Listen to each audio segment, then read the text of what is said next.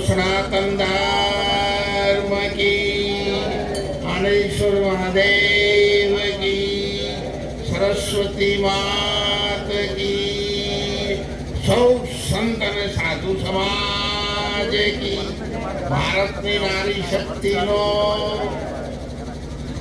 આજના મંગલ અવસર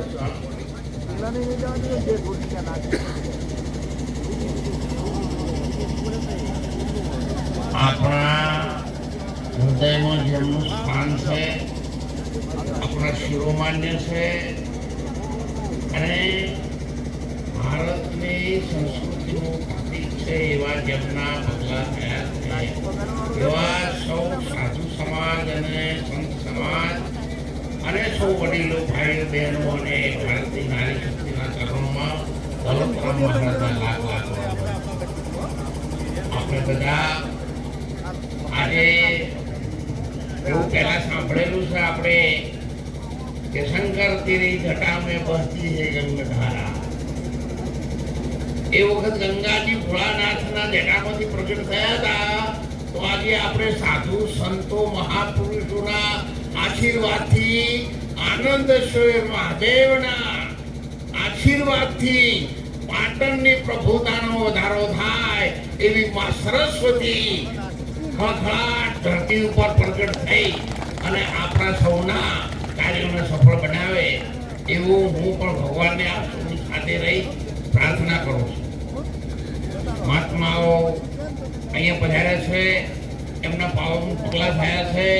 હમણાં મહારાજે કહ્યું કે 3 પાસાઓને મજબૂત બનાવવા માટે આ યાત્રા આપણે યોજી રહ્યા છીએ.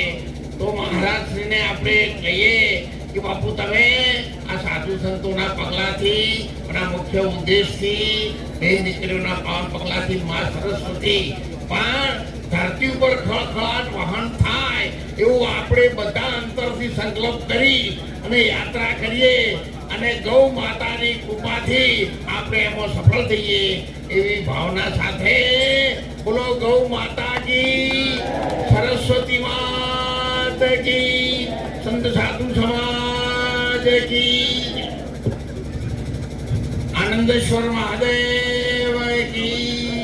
બરાબર હાથ ઊંચા કરીને જે બોલો તમે જેમનો કેમ નાસ્તો નહીં કરે બધાને તો પછી યાત્રા કેવી રીતે થશે? એટલે બધા પ્રેમથી બોલો.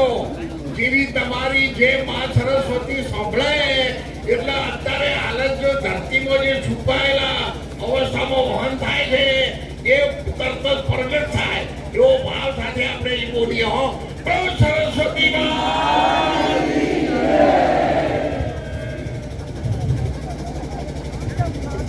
ખૂબ ખૂબ આભાર. વંદે માં સરસ્વતી.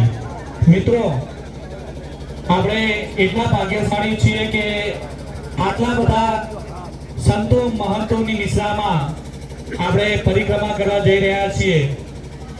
એમાંય સોને પે સુહાગા કહી શકાય પરમ પૂજ્ય ચંદનગીરી બાપુએ આપણને આશીર્વાદ રૂપે